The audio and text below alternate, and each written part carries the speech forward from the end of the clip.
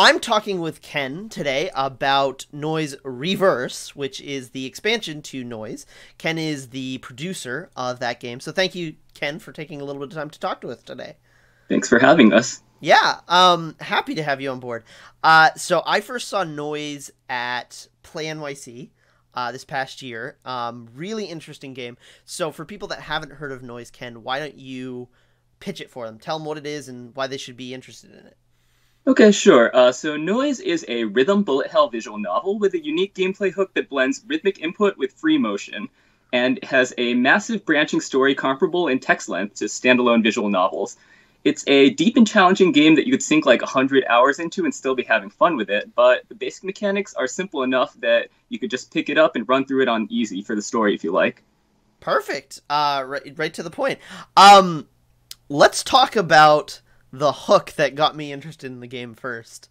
Sure. So that crazy mix of genres, a visual novel, rhythm, bullet hell shooter. What's the backstory, I guess is the most succinct way for me to ask, of how this kind of crazy mix of genres came together for you guys. Well, the super short of it is that these are genres that I love and that my team loves, and we just thought with the right concept they'll go great together. It's like, really dating back to high school, I really wanted to make a unique shoot 'em up, and I kept having all these like mechanic ideas for it, and after a bunch of rhythm game projects, this one finally clicked with us, so here it is. Cool. The kind of leading to where I want to talk about Reverse and kind of the crowdfunding aspect that you guys have gone through with this. Sure. I wondered if that kind of mix of genres has been a real boon for you guys in like hooking people, or if you found it kind of a hurdle to work with. My feeling is that it's honestly a bit of a hard sell. Whenever we table at events, people come up to us and they're like, oh, I play a lot of rhythm games, but I'm so bad at shmups. And, we're like, oh, yeah, it's no problem at all. Like, try it out. And then actually they love it, Right. When the game's on Steam, like, we're not there to give it that extra push. So I feel like the genre mash scares a bunch of people off. But, if anyone's looking at it, I'd say the same thing we do when we're tabling, which is, give it a shot. Like, we've got a free demo, play it. I think you'll like it. Yeah, absolutely. I really enjoyed, it's hard to put those different genres together, like, and come up with an idea in your head of what to expect. But I can say when I gave the game a try at Play NYC, when I've played it, it's really a unique experience and really fun. So I mentioned that we're talking about crowdfunding because you guys are right in the middle of a campaign right now. That's right. For the expansion Reverse, which is adding a whole bunch of different stuff. Before we talk about that, I wondered if you'd kind of touch on what it was like to attempt crowdfunding at first, because you guys did attempt to crowdfund Noisz's initial release. Yes. Didn't go through, but you released anyway. So how did that experience prepare you for this kind of second round of crowdfunding? Yeah, so we initially put the game on Kickstarter when it was in a really early state. We were like, we're going to get this demo together. We're going to show it at Play NYC. It's going to be great. And I think there were just a lot of market realities that we weren't ready for. Honestly, like when we saw like the Aquamarine article, like it was kind of like looking in a mirror there. Oh, yeah. But I think what we were hoping was that people would support the game on the strength of its concept, like even when it was in a really early state. And honestly, to some extent they did. Like we got more than halfway to our goal. But I think ultimately we didn't have enough of the product ready, and we hadn't established our fan base yet.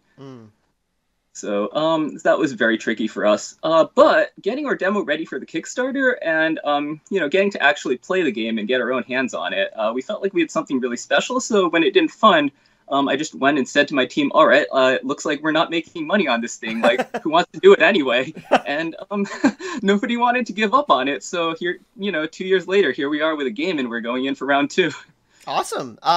So yeah, that leads in nicely to talking about this expansion and why. I guess the question I'd ask, and we did a Kickstarter watch on the expansion. I'll have a link in the description below for people that want to check out some of the features of this.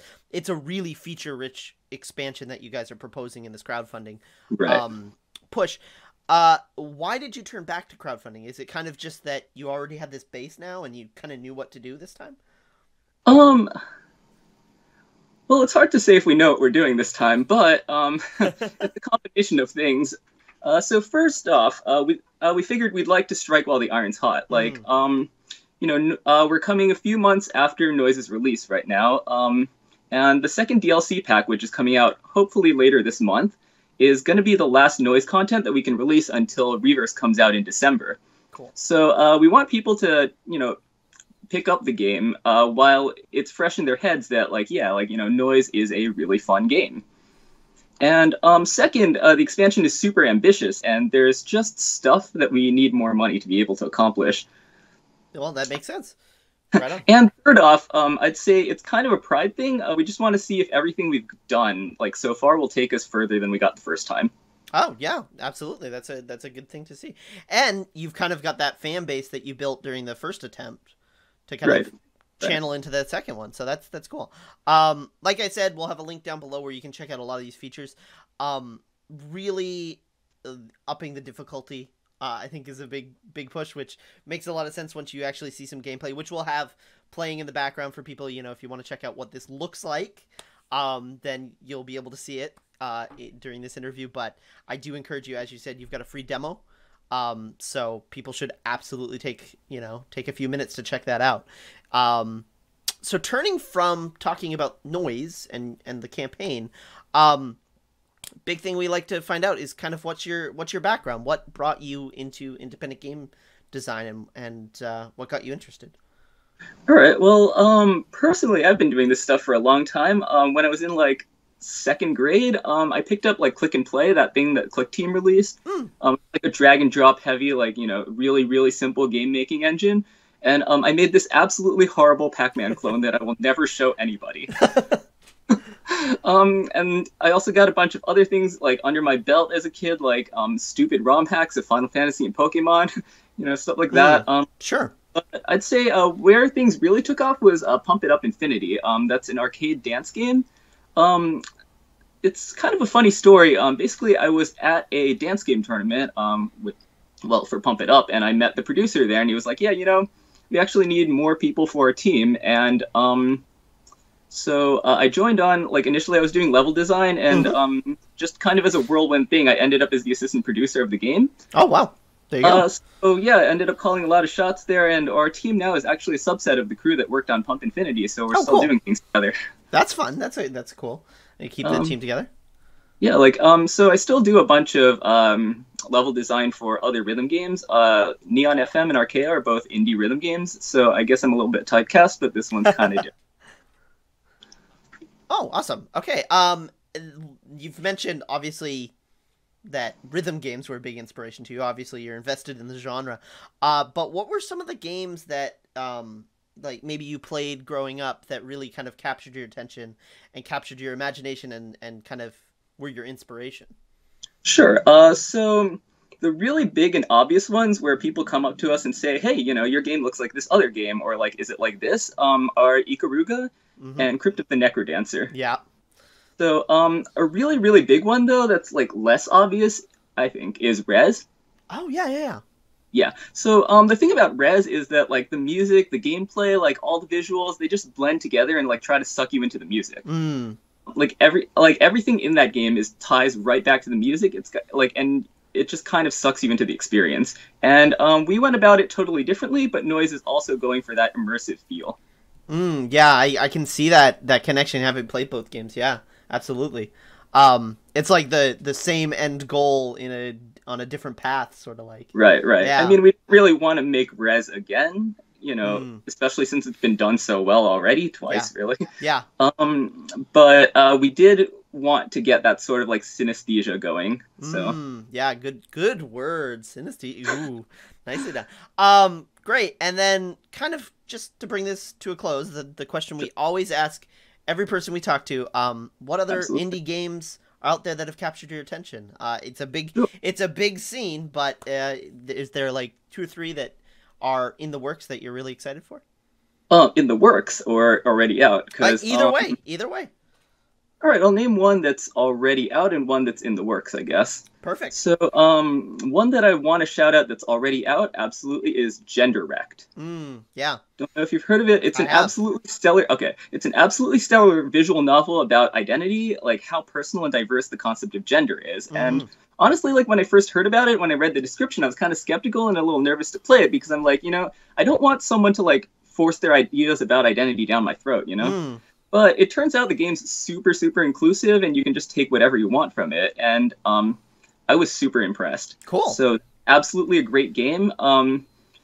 It made me think a lot about like the kind of narrative we wanted to have. Not that Ours is anything similar to it at all. And honestly, like I'd love to do something that's more personal and introspective for our next project. Cool. Let's see, games that are in the works.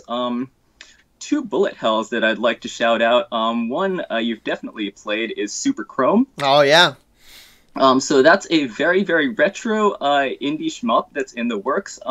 Kind of simple, but has a really neat dash mechanic that it has the right amount of unwieldy. Like that's a good way to describe it. Yeah. It's like the dash is a tiny bit awkward, but not in a bad way. Like, and I think that somehow that just really, really packages the gameplay in a unique way.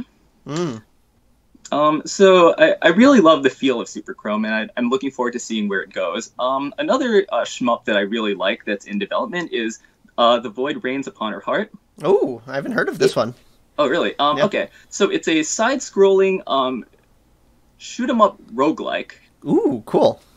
So it's purely boss rush, and after each fight, you basically get like random power-ups, and you can pick like harder fights to try and get better loot, but you could just get killed. And if you get beat up, then that's the end of your run, and you have to start over. So and enemies come in like different levels, so you can see like roughly how hard they're going to be before you pick your battles, and that game has a really neat feel to it. As you can tell from like the fact that I'm a fan of Necrodancer, I really love roguelikes. So the fact that someone's doing a genre mash, like, that's possibly inspired by that, but like in a different way, like is something that really resonates with me. Awesome. Well, those are a couple great ones for us to follow up with. I'm super excited for Super Chrome. So maybe he'll be the next guy I reach out to for an interview. Awesome. Well, Ken, thank you for talking to us about Noisz and Noisz Reverse and both of those Kickstarter campaigns. Like I said, we'll have a link down below to the Kickstarter campaign. If this sounds cool, if this sounds like something that you're interested in sponsoring and backing, then please check it out. And we'll be eager to see what you guys keep producing. All right. Thank you so much again for having us.